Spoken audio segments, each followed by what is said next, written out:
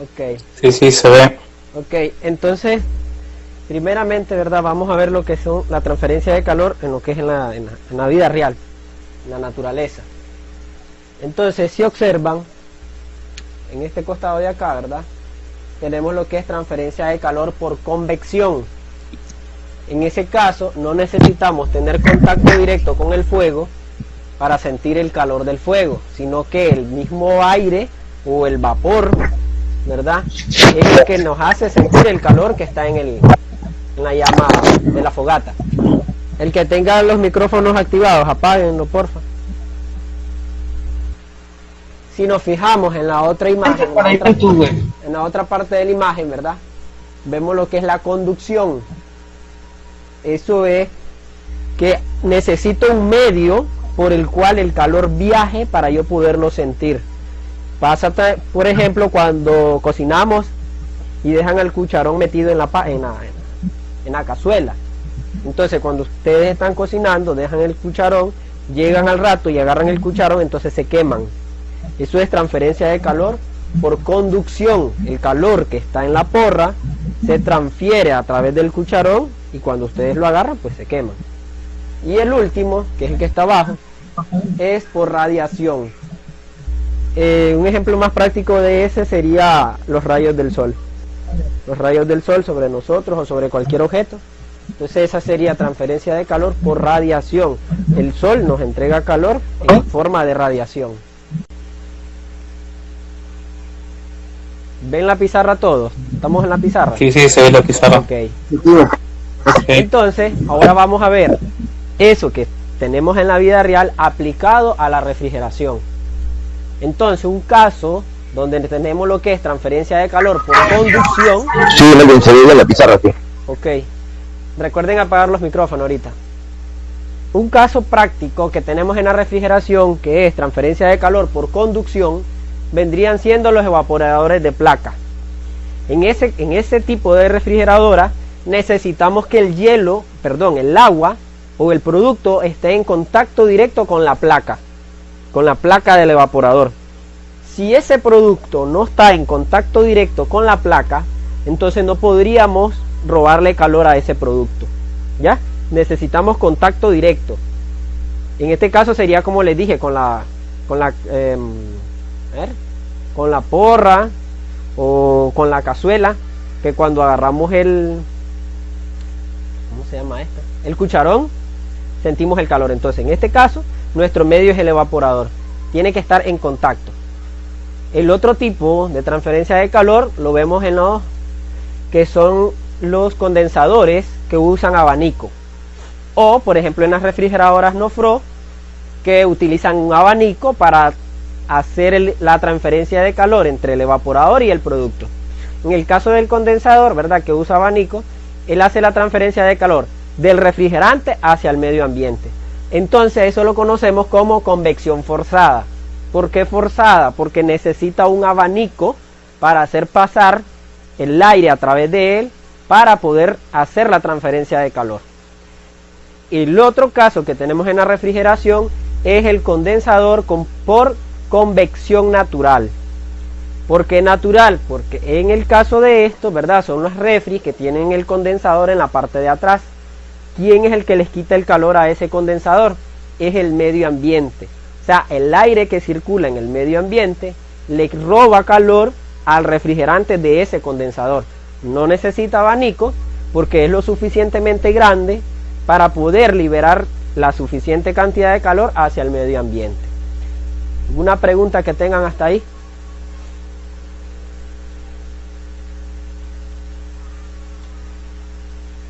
Ok, no hay preguntas entonces.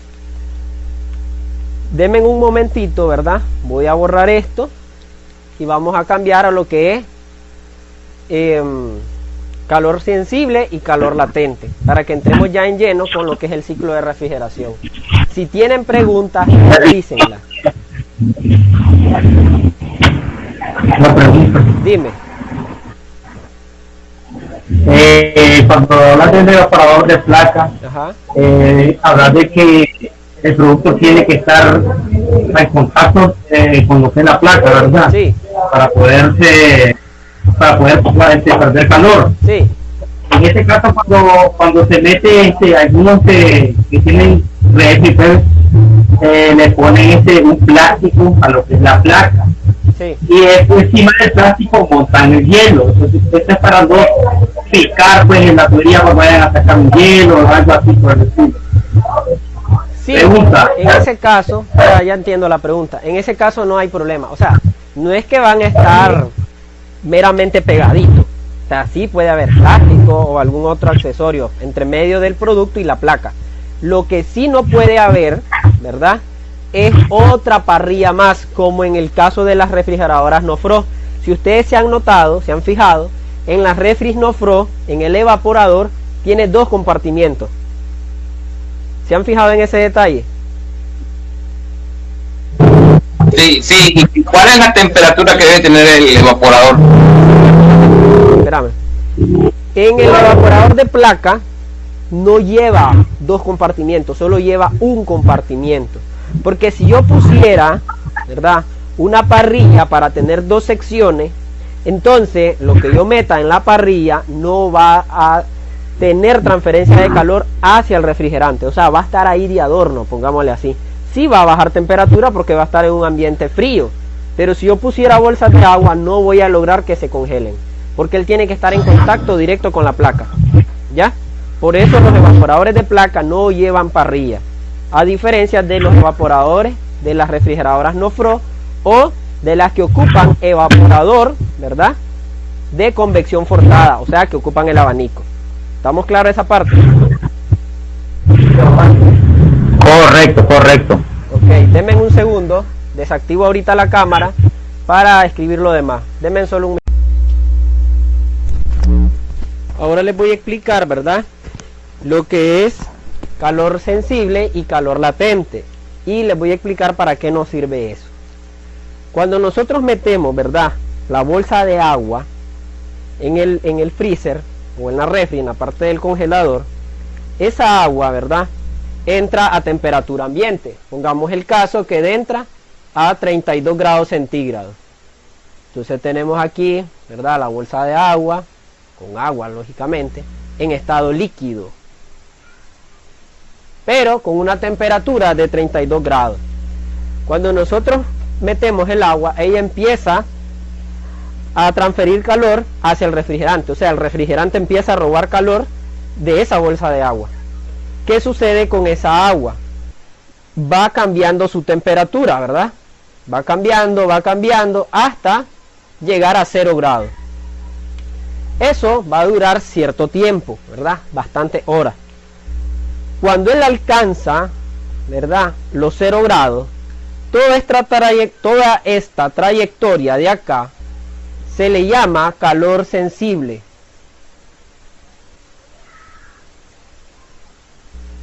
¿Qué es lo que sucede? El agua entró a 32 grados, bajó a 0 grados centígrados, pero sigue estando en estado líquido.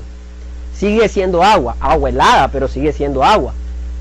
Ustedes lo pueden notar, por ejemplo, cuando meten el agua y, qué sé yo, tal vez a la 1 o 2 horas después, van a ver que el agua sí está helada, pero no se está formando el hielo todavía. Está helada, pero no está en estado sólido. Todo ese proceso, ¿verdad?, se le llama calor sensible. Calor sensible es que yo le varío la temperatura a un producto, pero ese producto todavía no hace el cambio de estado. Si entró líquido, sigue siendo líquido, con la diferencia que yo ya le quité calor.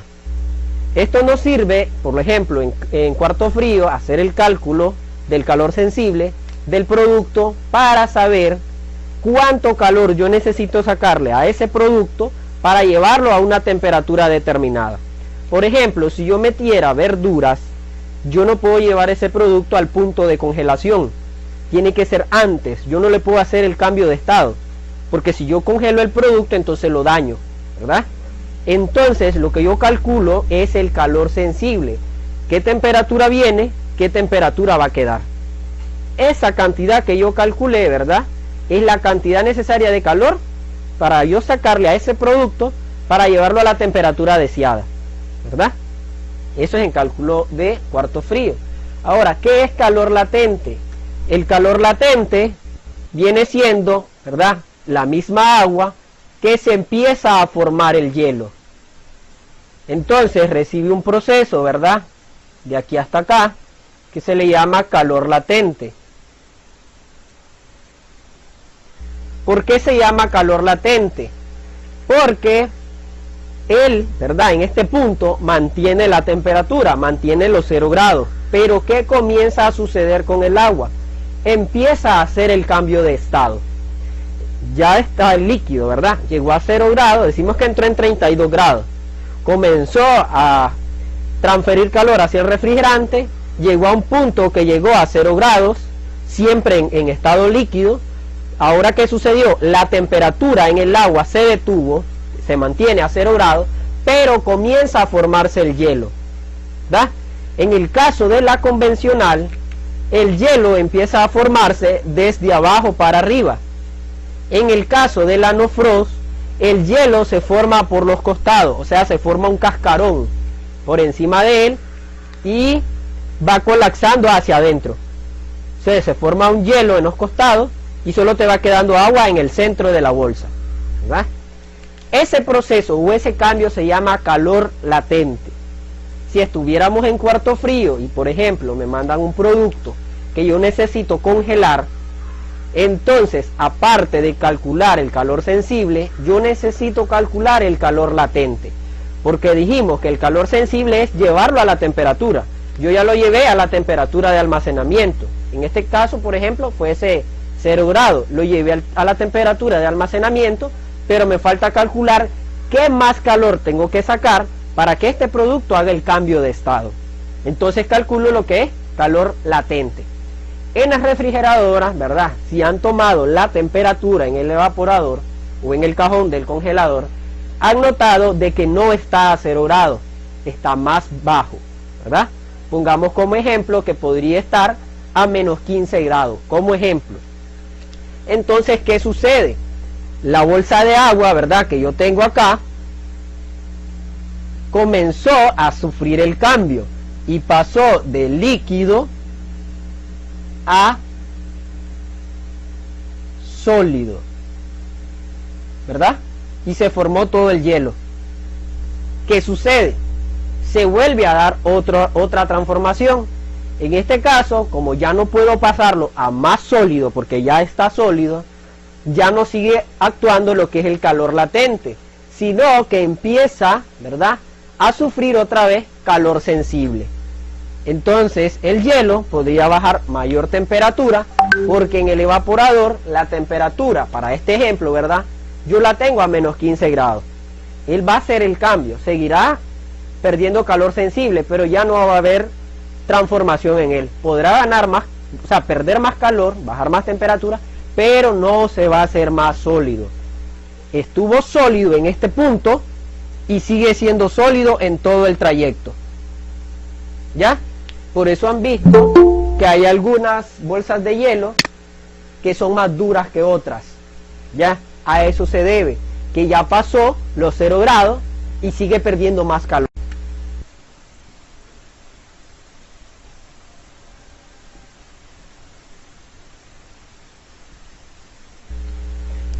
Se mira completa la imagen, ¿verdad? Todo el ciclo completo. Sí, se ve completo. Ok. Vamos a trabajar, ¿verdad?, poniéndole números a cada punto para no poner tantos garabatos sobre el dibujo. Entonces voy a empezar con el punto número 1, que vendría siendo, ¿verdad?, la salida. Descarga. Sí, correcto, la descarga. Entonces decimos el punto número 1. ¿Cómo se encuentra el refrigerante en ese punto? Está a alta presión. Alta temperatura. Sí, a alta temperatura y en estado de vapor, ¿verdad? Pongámosle la presión y una temperatura aproximado, ¿verdad? La presión la vamos a poner que la tenemos a 180 psi. Estamos hablando para el refrigerante R134A, ¿verdad? O sea que el lado de alta yo tengo 180 psi. una temperatura aproximada, ¿verdad? Estamos hablando con respecto a lo que nos dice la tabla PT. Una temperatura aproximada de 50 grados centígrados. ¿Estamos de acuerdo ahí todos? Sí. Entonces, ¿qué sucede? Sí.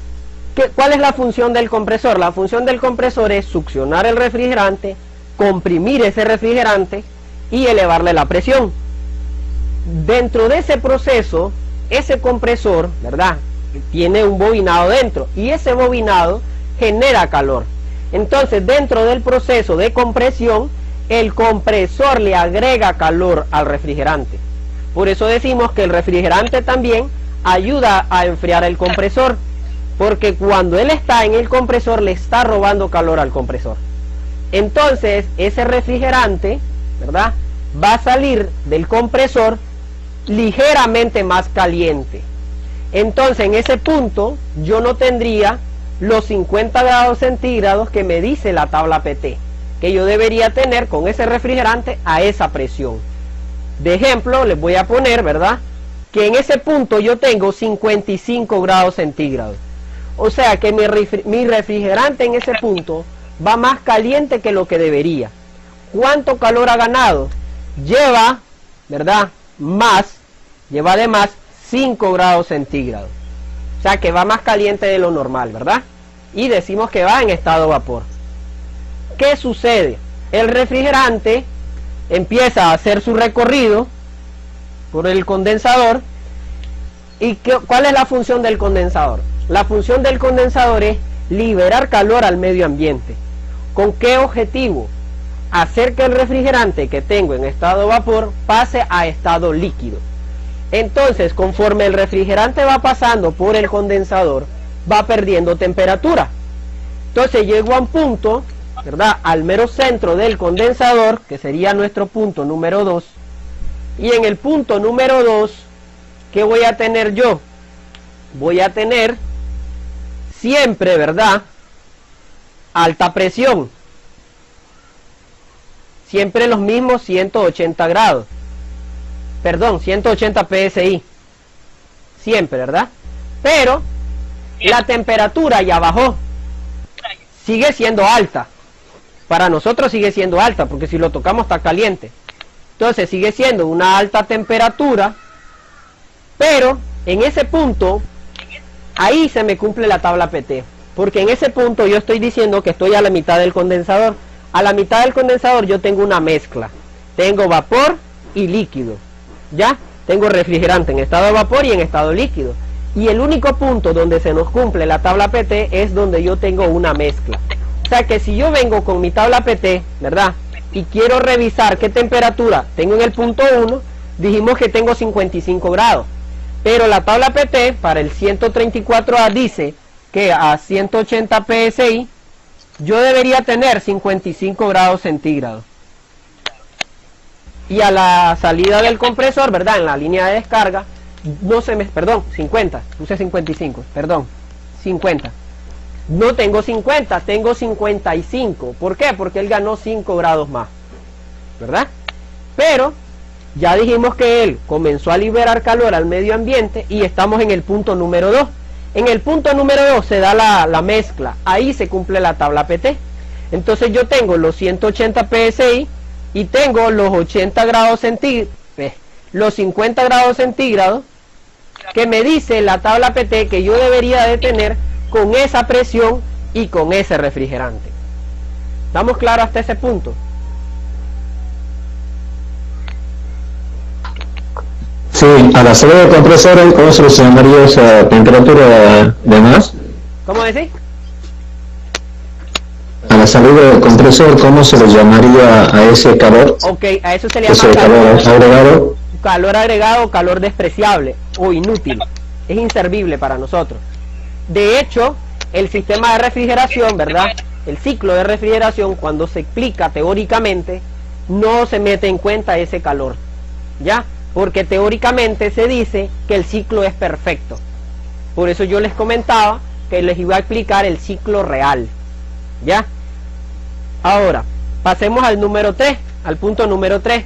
¿Cuál sería nuestro punto número 3? Sería a la entrada del filtro, o la salida del condensador. Entonces, ¿qué tengo yo en ese punto? En el punto número 3. Voy a borrar un poco aquí, porque no tengo espacio. Solo voy a ir dejando las temperaturas. En el punto número 1 decimos que teníamos una temperatura de 55 grados. En el punto número 2 teníamos una temperatura de 50 grados. Ahí se cumple la tabla PT. Y en el punto número 3 vamos a tener una temperatura más fría de lo que me dice la tabla PT. Porque recordemos que a la mitad del condensador yo tenía 50 grados centígrados. Pero todavía me falta la otra mitad del condensador por recorrer. Sigue recorriendo ese refrigerante todo ese recorrido y sigue perdiendo calor, ¿verdad? Entonces, ¿qué sucede con el refrigerante en ese punto? Pierde tanto calor que en vez de estar en estado vapor, ¿verdad? O en estado mezcla, porque en el punto número 2 tengo la mezcla, vapor líquido. Ya en el punto número 3 yo ya tengo solo líquido, con pequeñas cantidades de vapor. Pero la mayoría es líquido. Pero, ¿verdad? Él perdió temperatura, perdió más de lo normal. Pongámosle que en el punto número 3 yo tengo 45 grados centígrados. Yo perdí ¿cuánto? Perdí 5 grados, ¿verdad? Que es lo que me dice la tabla PT. La tabla PT me dice que a 180 psi yo debo de tener 50 grados centígrados. Pero a la salida de mi condensador yo tengo siempre los mismos 180 psi, pero con una temperatura de 45 grados. ¿Por qué la temperatura va a estar cambiando? Porque el refrigerante está entregando calor al medio ambiente. La presión no va a cambiar porque hasta el momento yo no tengo ningún control de flujo. Yo tengo siempre el mismo diámetro de tubería que salió desde el compresor, el mismo diámetro lo tengo hasta la salida del condensador. No ha cambiado en nada el tamaño del tubo, ¿verdad? Ahora, ustedes mismos pueden comprobar que si el refrigerante va perdiendo calor, porque por ejemplo, cuando nosotros tocamos la parte de arriba del condensador, está bien caliente. Conforme vamos bajando la mano, ¿verdad? O vamos avanzando en el condensador, vamos notando que se va enfriando, hasta llegar al filtro, y el filtro está tal vez tibio, pero no caliente, a como está la entrada del condensador. Entonces, él fue perdiendo calor. ¿Para qué? Para hacer su cambio de estado. ¿Ya? ¿Estamos claros hasta ese punto? Sí, perfecto. Sí. Ok. Voy a hacer un poquito más despacio aquí. Entonces, ¿verdad? El filtro no lo meto en cuenta porque recordemos que el filtro solo es para filtrar suciedad, y la sílica que él lleva interno para capturar la humedad que pudo haber quedado en el sistema, ¿verdad? Entonces, ¿qué procedemos? Procedemos a la parte del control de flujo. En el control de flujo, que sería nuestro punto número 4, en cualquier parte del control de flujo, ¿verdad? ¿Qué vamos a tener? Vamos a tener primeramente una caída de presión, porque por eso es un control de flujo. Va a controlar el flujo que yo voy a meter en el evaporador. En él yo voy a tener refrigerante en estado líquido. La temperatura, ¿verdad?, va a ser baja ya a la salida de él, porque recordemos que el refrigerante en estado líquido, ¿verdad?, es bien frío. En estado vapor es caliente, en estado líquido es fresco, o sea, helado. ¿Qué sucede? Él entra al evaporador, ¿verdad?, y a esto le llamamos lo que es evaporadores o sistemas de expansión directa. ¿Por qué se le llama de expansión directa?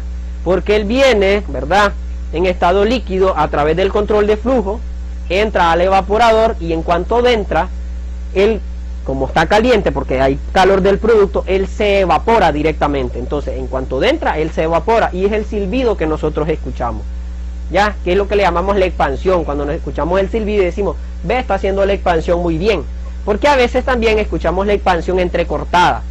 A veces le hace pss, y se queda, después le hace pss, pss, pss, y así. Eso es presencia de humedad en el sistema. Cuando nosotros tenemos un sonido parejo, que siempre está el mismo sonidito, eso quiere decir que el sistema está correcto. No tengo ni suciedad ni humedad en el sistema.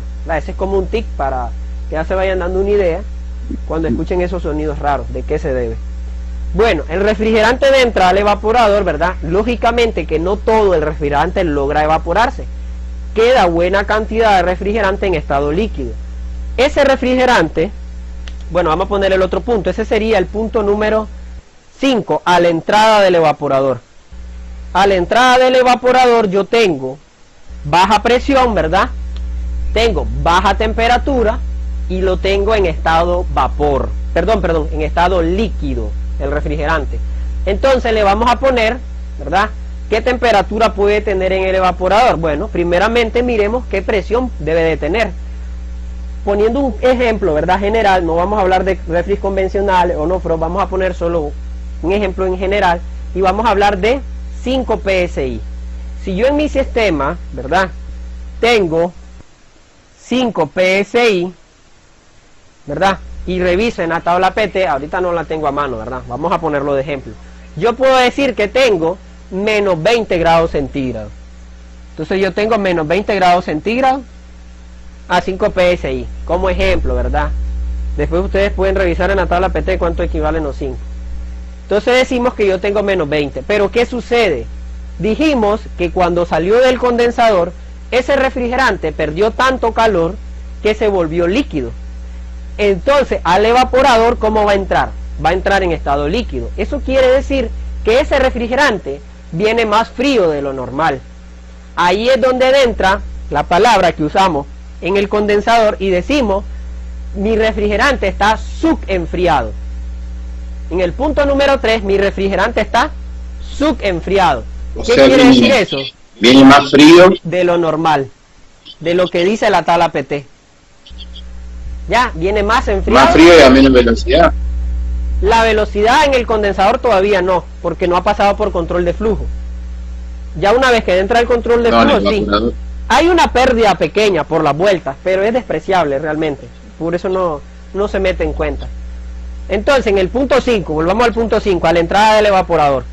¿Qué tengo ahí yo?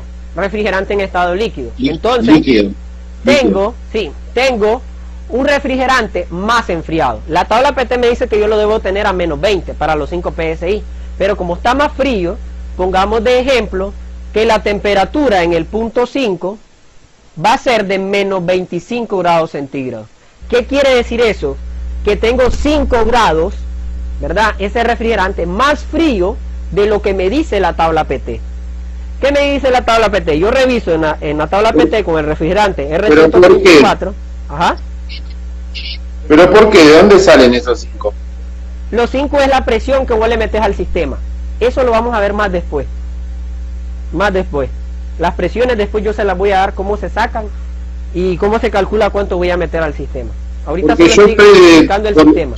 Por lo que observo, siempre hay un 5 más en el sistema. Depende de lo que dice la tabla PT, siempre hay un 5 de más. Sí, siempre. No, es un ejemplo que estoy poniendo, Adrián. Puede haber más, puede haber menos, pero siempre va a estar más frío que lo que dice la tabla PT. O sea, en este caso práctico que yo les estoy poniendo como ejemplo, yo digo que a 5 PSI yo tengo menos 20 grados centígrados. Pero yo voy y mido con el termómetro a la entrada del evaporador y con el termómetro me dice que a la entrada del evaporador yo tengo menos 25 grados centígrados. O sea que mi refrigerante está más frío ahí de lo que me dice la tabla. Claro. ¿Ya? ¿Por qué yo lo necesito? Dime. Disculpa, ¿dónde se da el subenfriamiento? Se da en la salida, ya en la última parte del condensador. Ya está. Ok, perfecto. Sí. Entonces, está bien, gracias. Ok, ¿qué sucede? Porque yo lo necesito en estado líquido y lo necesito bien helado. Porque yo necesito que él robe calor. Pero para que él robe calor, haga el cambio de estado. Correcto, en ese proceso va a ser el cambio de estado. Entonces, sigamos la trayectoria. El refrigerante sigue haciendo el recorrido en el evaporador. ¿Qué está haciendo? Ganando calor del producto. Entonces, el refrigerante empieza a cambiar. A la mitad de mi evaporador, que sería el punto 6, ¿qué voy a tener yo? Voy a tener una mezcla. ¿Y qué va a hacer esa mezcla? Como si fuese lo que sucede en el condensador. Sí, Entonces, ahí también sucede una mezcla. En el punto 6 voy a tener 50% vapor, 50% líquido. ¿Y qué tengo ahí entonces? Tengo que la tabla PT se me cumple, porque recordemos, la tabla PT se cumple solo donde hay una mezcla. Entonces, si yo vengo y ubico mi termómetro, ¿verdad?, a la mitad del evaporador, yo voy a tener, por ejemplo, los menos 20 grados que me dice la tabla PT. Entonces dice, ¿qué temperatura tengo? Menos 20 grados centígrados. ¿Por qué ahí sí tengo los menos 20 grados centígrados? Que me dice que tengo que tener a los 5 PSI. Porque aquí es donde yo tengo la mezcla, a la mitad del evaporador. Tengo la mezcla vapor líquido. Entonces ahí se me cumple la tabla PT. En equipos grandes van a tener también, ¿verdad?, puntos donde se cumple la tabla PT, como por ejemplo en el acumulador y en el recibidor. ¿Por qué? Porque el acumulador está acumulando líquido y solo está dejando pasar vapor. Entonces tengo una mezcla. Yo puedo llegar ahí y tomar la temperatura y la temperatura que me dice ahí la busco en la tabla PT, me va a decir cierta presión. Mido la presión y va a ser esa que me dice la tabla PT. Cercano, no va a ser tampoco exacto, ¿verdad?, pero sí cercano. En el recibidor pasa lo mismo. Él recibe vapor y líquido, pero deja salir líquido. Tengo siempre la mezcla, vapor y líquido. ¿Estamos claros? Eso para sistemas grandes. ¿Y el acumulador de...? El acumulador de succión. No, el recibidor lo deja recibir solo vapor. Es que el recibidor... Una pregunta. Dime. Una pregunta, ya comentaste dónde sucede el subenfriamiento, Sí. que es en la última trayectoria del condensador, Sí. pero hay una parte que también es recalentamiento, creo que le llaman. Sí. ¿Esa dónde sucede? A eso voy, a ese punto voy. Ok. Ok, sigamos. Estamos en el punto 6. ¿Qué sucede? Seguimos avanzando, ¿verdad?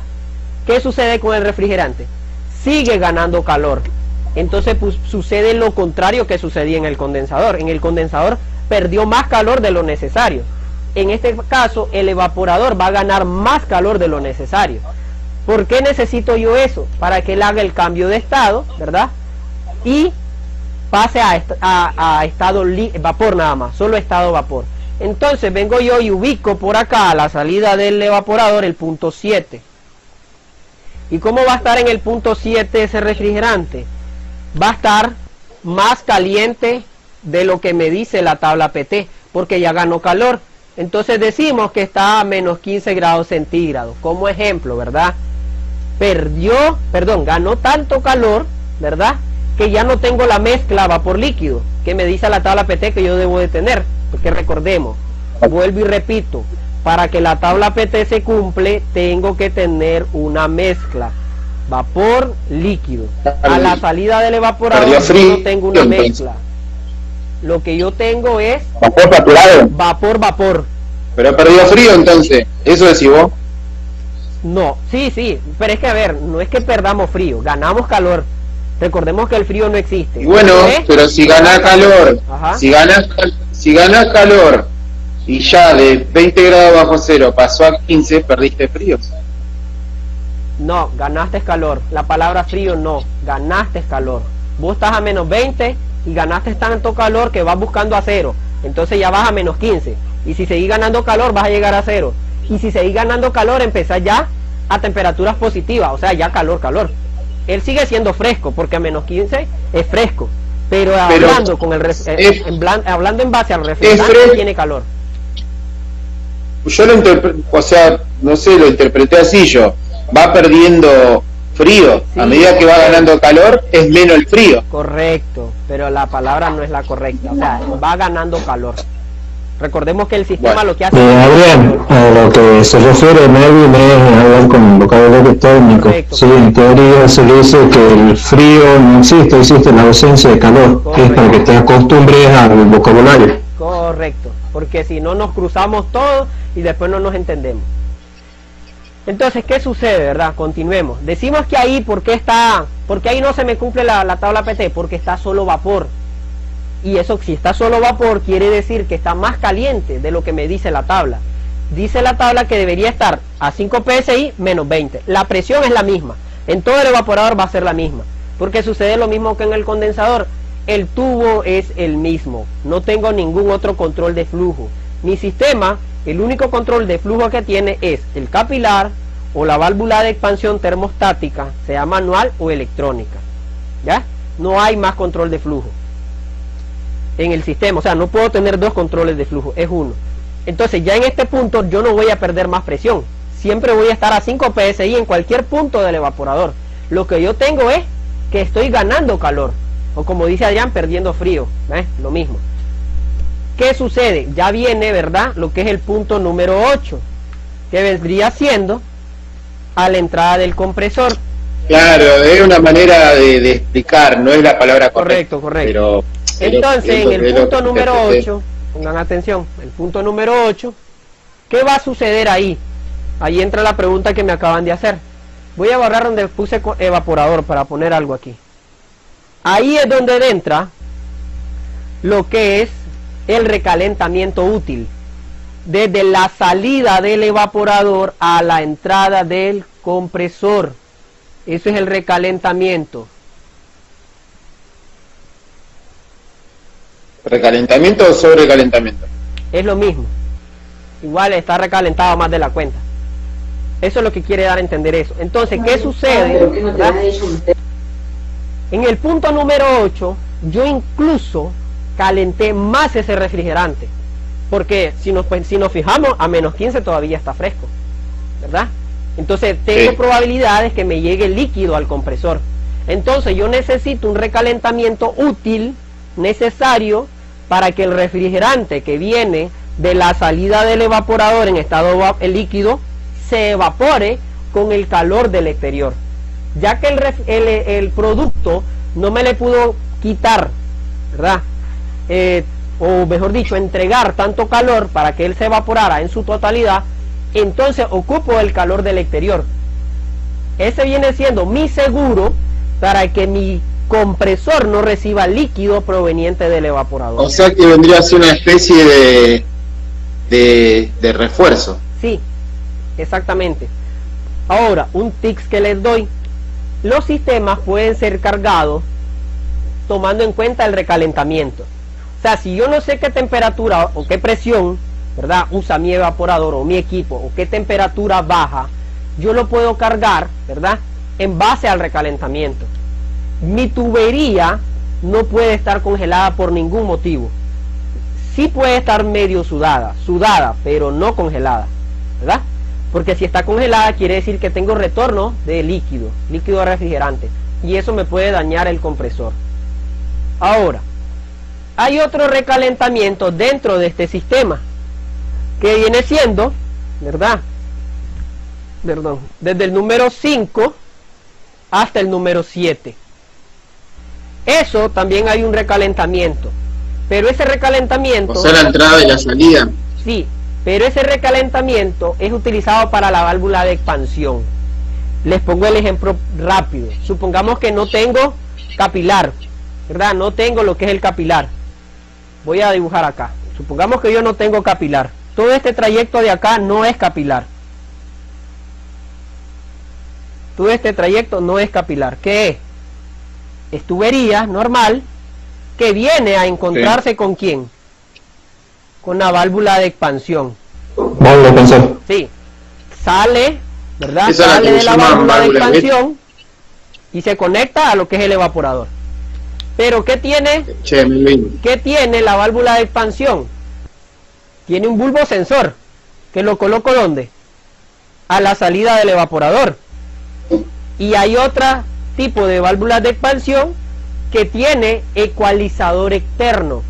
¿Y dónde va puesto ese ecualizador? O sea, una tubería que es de 1/4 casi siempre, va puesto también en el mismo punto donde yo puse el bulbo sensor. Entonces, ¿qué es lo que sucede ahí con la válvula? Yo necesito un recalentamiento, ¿verdad? La válvula me entrega cierto refrigerante a cierta temperatura. En el trayecto yo recibo calor del producto. Ese calor lo recibe o lo detecta el bulbo sensor que va hacia el diafragma de la válvula. Y también lo detecto por medio del ecualizador que lleva la válvula, ¿verdad? Y ese recalentamiento tiene que ser lo suficientemente bueno para que la válvula se reajuste. Si yo no tengo un recalentamiento, entonces la válvula no va a haber un reajuste en ella, entonces no voy a tener variación de temperatura. La válvula, ella va a estar sensando qué temperatura tengo. Si el evaporador se me llenó demasiado, tengo un recalentamiento pobre, entonces la válvula reajusta y aumenta ese recalentamiento. Si fuese lo contrario, si yo tengo un recalentamiento excesivo, la válvula reajusta para bajar ese recalentamiento. ¿Cómo trabaja la válvula de expansión? Hay 3 presiones en ella. Tenemos la presión del bulbo o el diafragma, la presión de los muelles, que son unos resortitos que lleva adentro con un platito y una aguja, y tenemos la presión del ecualizador. Tenemos 3 presiones. Una presión que es ejercida por temperatura, que la hace el bulbo. Una presión que viene entrando, ¿verdad?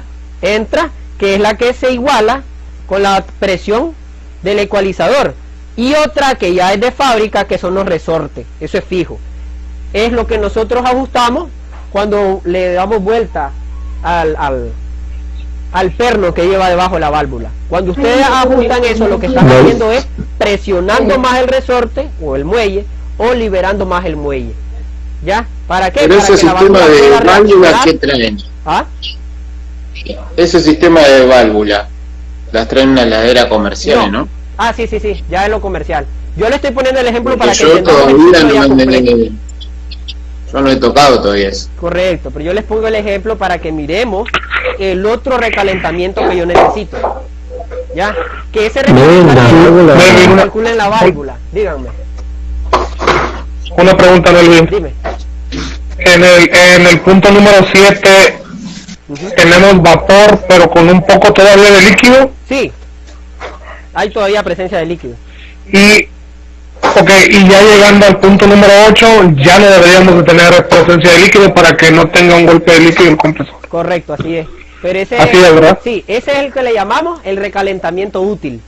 El recalentamiento, pues, que es lo que me garantiza el compresor. Y está el otro recalentamiento, que es el de la válvula, para que la válvula trabaje. ¿Ya? Entonces, ¿Qué sería el recalentamiento? Eso sería en sistemas comerciales. Sí, en sistemas grandes. Yo lo explico ahorita para que entendamos ya el ciclo, tanto para baja como para domiciliar, como para comercial e industrial, porque es lo mismo. Gracias, Melvin. Ok. Muy bien, ¿por qué sería el recalentamiento útil? ¿Cómo decís? ¿Por qué sería el recalentamiento útil? Es útil porque es necesario, por ejemplo en el caso de la válvula, para que la válvula pueda hacer los reajustes y mantener la temperatura que vos necesitas en el evaporador. Porque, por ejemplo, si vos ya tenés el sistema cargado con todo tu refrigerante, ¿verdad? Metiste tu producto, ahorita por ejemplo está sin producto, encendiste el equipo. La válvula detecta que el evaporador ya se llenó totalmente, porque hay ausencia de calor, no hay producto adentro. La válvula viene y cierra el pase de refrigerante. Entonces, el evaporador se va a descongelar levemente.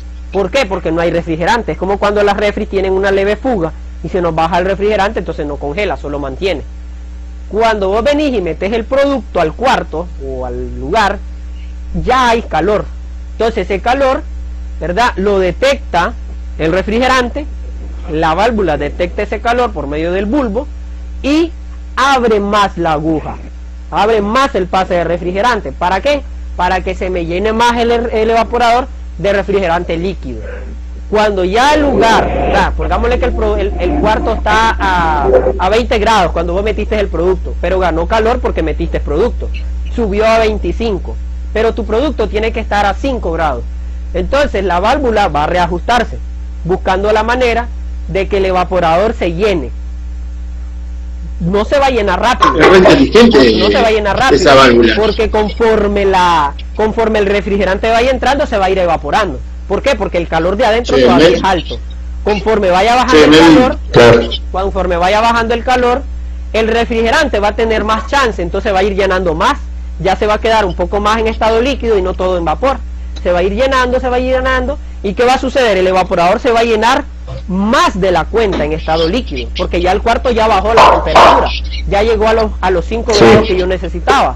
Entonces viene y actúa la válvula otra vez. La válvula viene y se reajusta otra vez. ¿Para qué? Para ya no mandar tanto refrigerante líquido, porque yo ya alcancé la temperatura adecuada del cuarto. Pero ¿qué sucede? Si el equipo sigue funcionando, ¿verdad? Va a ir ganando más calor y la válvula va a ir perdiendo más calor y la válvula va a ir cerrando hasta el punto de cerrarse totalmente. Entonces, ahí es donde entra en juego el termostato.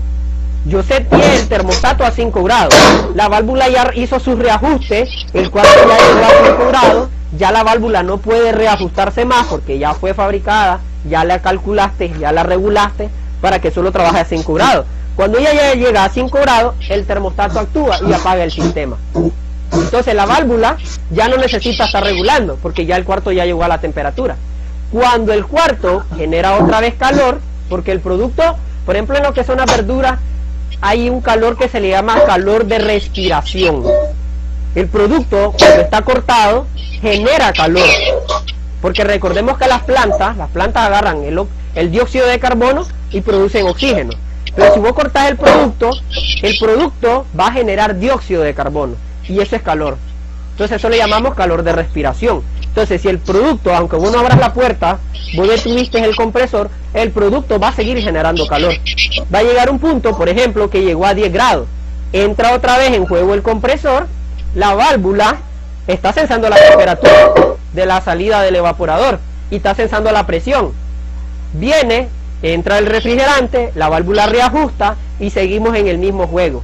La válvula va a estar subiendo y bajando esa aguja conforme necesite refrigerante. Si el cuarto está caliente, mete más refrigerante. Si el cuarto está helado, restringe el paso de refrigerante. ¿Quedamos claros en esa parte? Sí, entonces muy bien, cuando hablamos del recalentamiento útil sería generalmente en sistemas industriales, cuando tenés una válvula. Sí, pero también en refrigeradoras necesitas el recalentamiento. Pero el recalentamiento que es de la salida del evaporador a la entrada del compresor. Correcta la observación que hiciste. El recalentamiento del punto 5 al 7 solo es para la válvula de expansión. Pero en cualquier sistema el recalentamiento que siempre va a estar es del punto 7 al 8. Ese siempre. En equipos industriales... Ajá. Una pregunta con respecto al recalentamiento y su enfriamiento. Sí. He estado viendo algunos compañeros que publican sus métodos de recarga de refrigerante y toman mucho en cuenta recargas de refrigerante en base a su enfriamiento y recalentamiento, pero es algo que aún no me ha quedado claro. Sí, es que es lo ¿Crees que podamos dar algún ejemplo de eso? Es lo que yo les digo. Espérame, voy a terminar antes, primero, lo que iba a terminar. Decimos que en domiciliar, ¿verdad? Tengo el recalentamiento desde el punto 7 al 8, o sea, de la salida del evaporador a la entrada del compresor. ¿Por qué tengo ese recalentamiento? Para que el refrigerante no llegue en estado líquido al compresor. Ahí estamos claros. En equipos industriales, ¿verdad? Estamos hablando de gran cantidad de refrigerante. Y no puedo tener simplemente un tubo que sale del evaporador y llega hasta el compresor. Porque recordemos que en equipos industriales las distancias van a variar. El equipo puede estar cerca del evaporador o puede estar largo. Si está largo, voy a tener un recalentamiento sobre todo ese recorrido. Que incluso tengo que aislar la tubería, porque si el recalentamiento es demasiado alto, ¿verdad? Va a llegar muy caliente al compresor y tampoco me le va a quitar calor al compresor. Entonces se va a dañar por recalentamiento el compresor. Cuando está muy cerca, también, ¿verdad? Puede llegarme, dijimos, líquido al compresor. Entonces es donde utilizamos el acumulador de succión. ¿Cuál es la función del acumulador? Agarrar ese refrigerante líquido que no lo pude hacer que se evaporara en el trayecto, ¿verdad? Y lo mantengo en ese acumulador. Y al compresor yo solo le estoy entregando líquido. Perdón, vapor. Y en el acumulador ese líquido que quedó ahí, hasta que no se evapore, no va a poder salir y llegar hasta el compresor. O sea que mi acumulador es un seguro, ¿verdad? Para que mi compresor no se dañe. Pero eso es en equipos industriales, por la gran cantidad de refrigerante que hay. Y también, ¿verdad? Lo dije anteriormente, a la salida del condensador yo debería de tener un recibidor de líquido. ¿Por qué? Porque yo necesito, ahí va, no crean que va a salir todo líquido, siempre va a venir mezclado con vapor, con cierta cantidad de vapor. Pero yo necesito en equipos industriales Yo necesito que mi evaporador se inunde solo de refrigerante líquido. ¿Por qué razón? Porque necesito que mi cuarto frío baje lo más rápido posible la temperatura, antes de que el producto se vaya a perder. Entonces yo necesito un refrigerador de líquido, donde yo estoy acumulando líquido y estoy entregando solo líquido a la válvula, para que la válvula me entregue solo líquido al evaporador. ¿Estamos claros esa parte también? Aparte está el separador de aceite. Sí, pero ese separador de aceite está entre el compresor y el condensador, pero eso es para que no se quede sin aceite el compresor. En equipos industriales el recorrido es tan grande, ¿verdad?, que si yo espero que el aceite salga del compresor, haga el recorrido y regrese, primero se me daña el compresor. Entonces yo pongo mejor el separador de aceite para que cuando el refrigerante salga y se me lleva el aceite con él, se me quede ese aceite atrapado en el recibidor de líquido, perdón, en el recibidor de aceite, líquido, pues, se me quede atrapado en el separador de aceite, se me quede atrapado. Y cuando ese separador de aceite se llene hasta cierto punto, una boya se abre y mande ese aceite de regreso al compresor. Entonces, ¿pero va directo al compresor o va directo al evaporador? Directo hacia el compresor, al cárter del compresor. Ah, perfecto. Oye, Melvin, explícame otra vez lo del ecualizador, que no lo entendí muy bien. Para eso, fíjate, me gustaría hacer una clase aparte de solo válvulas de expansión, para dibujarle la válvula y explicarle y hacer los cálculos. Ahorita miremos la mejor eso se ve para otra clase. ¿Qué pasaría? ¿Qué pasaría, Melvin, si ¿Qué pasaría?